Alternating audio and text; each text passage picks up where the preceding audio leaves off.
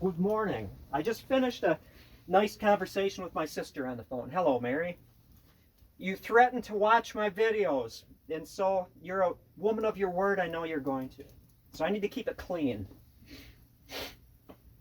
Wonderful person, even though you voted for the wrong side. I say that somewhat jokingly.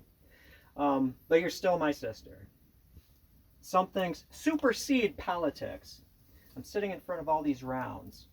Now I'm thinking of what when I do these videos, I'm not claiming that I've got special knowledge or I'm better than other people because I can do things that nobody else can do. I'm just one of the gang, one of many.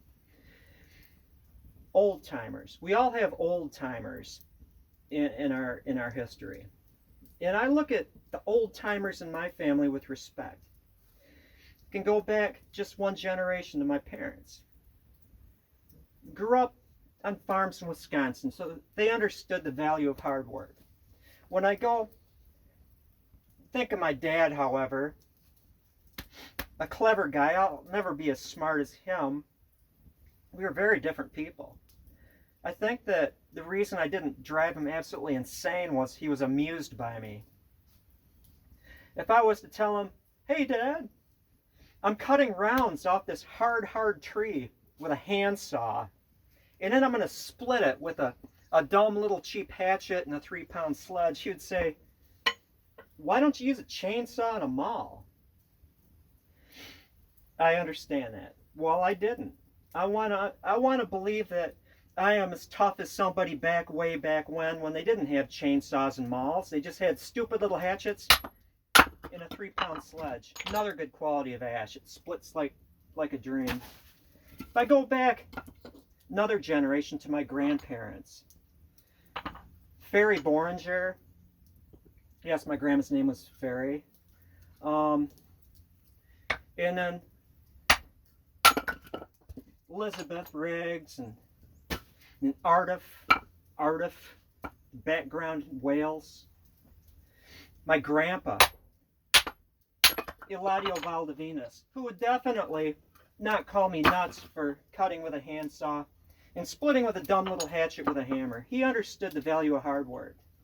Now, we are able to draw upon people in our background that we should model ourselves after. Hopefully my grandson, little Ira, will look at his grandpa John and think, he did some cool stuff. He had a teepee, and he cut rounds off a hard tree with a handsaw and split it with a dumb little hatchet and a 3-pound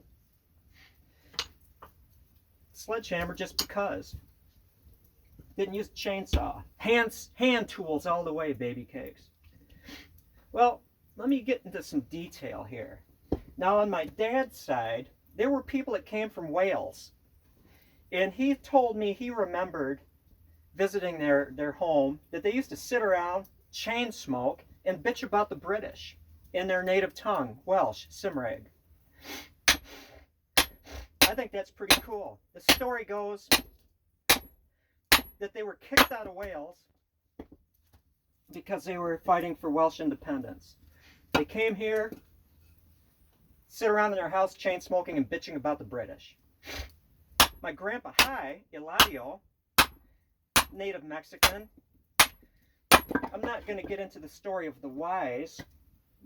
It was because of bad stuff happening. His mom had him and his little brother walk towards the U.S. His little brother didn't make it. Buried in the desert somewhere. But little Eladio, he made it. Now, fast forward. He wound up, after going to Denver, and then after this and that, making it to Wisconsin, Grant County, Prairie du Chien, Bagley, fishing capital of the world. Mark my words.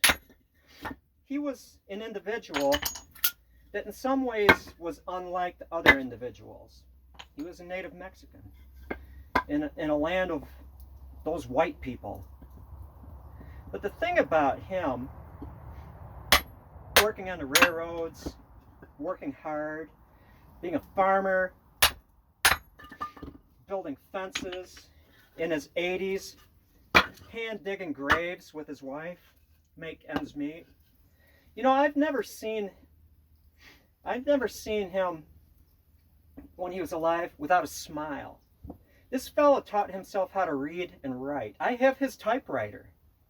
He came here basically with nothing except the clothes on his back, as they say, and made it. Achieved the respect of all his countrymen because they didn't look at him, Eladio, hang on, not as a native Mexican.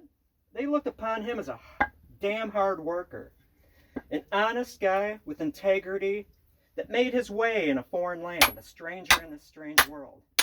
I never saw him without a smile, and boy, he had a hard life.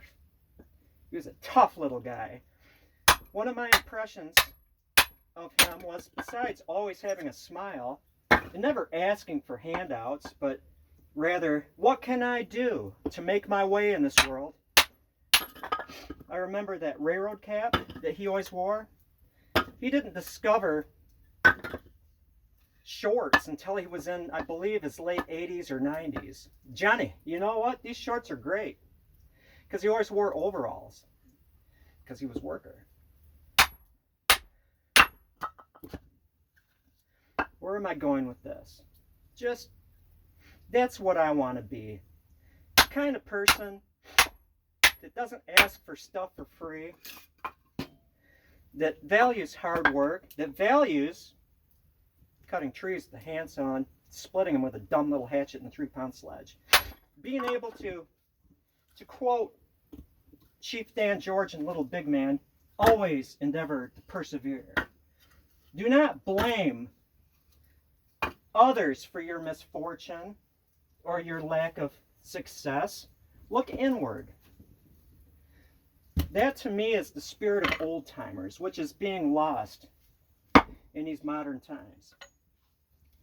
Now I know for a fact, because I can see watchers of JR's Place also watch these. You are bushcrafters, you are survivalists, you are preppers, you're just every man interested in moseying Nagants 9130s. You're interested in bow and arrows. You buy bows and arrows. You are retaining the characteristics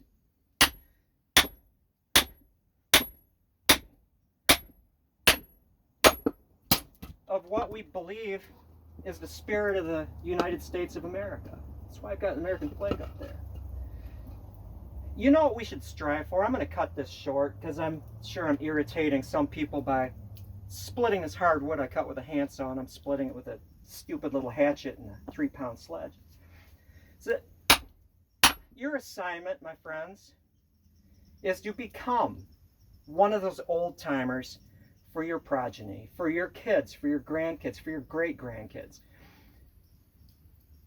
Live your life in a way not asking for handouts, not blaming others for your misfortunes, taking credit for your successes, being where you want to be, no matter what you think is against you.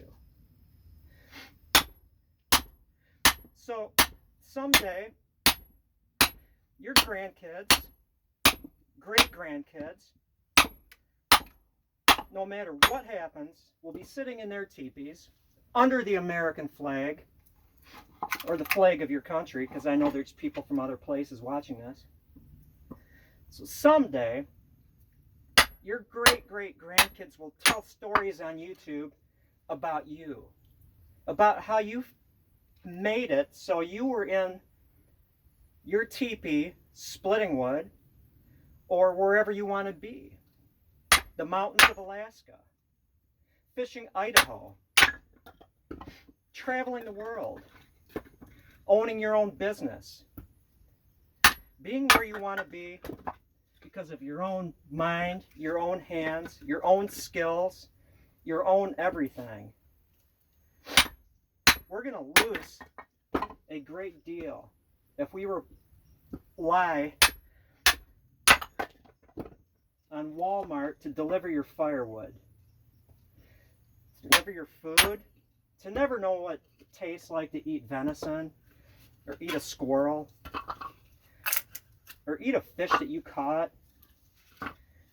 or sit in your teepee, because I guarantee I would not want to be anywhere else. I could have studied harder in school. I could have been an engineer. I could have been a lot of things. I could have been a career Army person. But nope. I look at it that where I want to be right now at this time, in the year 2020, November, I don't know what the date is. That's a luxury, not having to know what the date is. Don't know what time it is. Sitting in my teepee, next to a fire, splitting wood that I cut with a handsaw and using a stupid little cheap hatchet and a 3-pound sledge. You know why I want to be able to do that? Because I can. And every day I do this, I'm going to get better at it. That is all. You are released from this formation.